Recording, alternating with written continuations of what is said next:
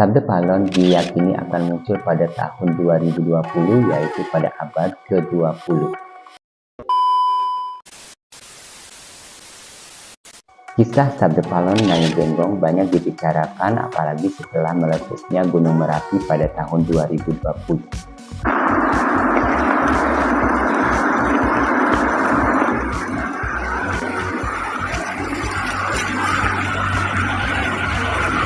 Dan pada akhir tahun 2022, Gunung Merapi mulai menunjukkan tanda-tanda erupsi lagi.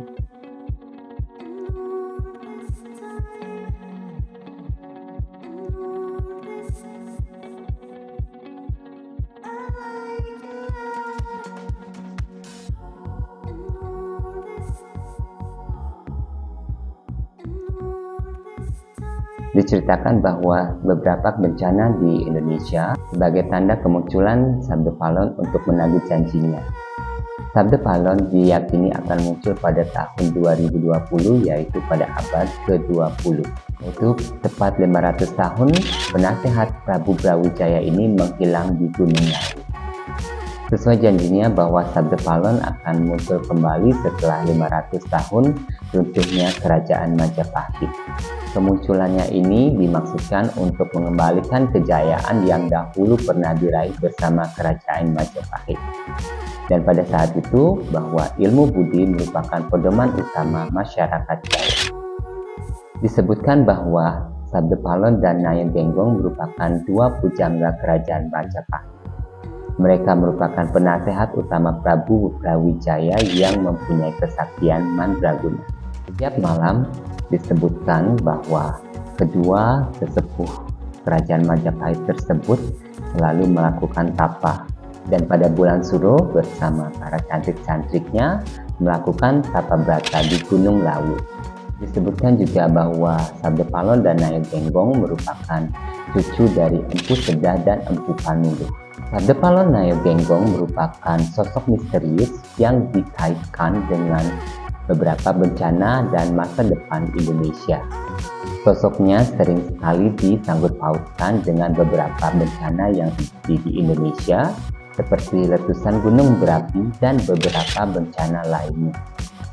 Fenomena ini dikenal oleh masyarakat Indonesia, terutama masyarakat Jawa, sebagai Sabda Palon menagih janji. Konon diceritakan bahwa Prabu Brawijaya moksa di Gunung Lawu, sedangkan Sabda Palon Nyai Genggong diceritakan menghilang di Gunung Tidak.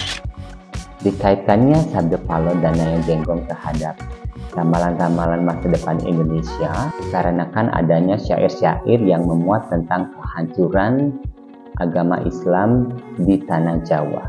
Kehancuran Islam ini dihitung setelah 500 tahun runtuhnya Kerajaan Majapahit. Adapun isi dari ramalan tersebut adalah takdir Nusa kepada janji, genap 500 tahun terhitung zaman Islam, kembali kepadaku. Agama budi kembali menjadi satu. Pada masa itu, agama Islam tidak diterapkan dengan paripurna oleh para pengikutnya. Karena itu, agama Islam akan digantikan oleh agama budi.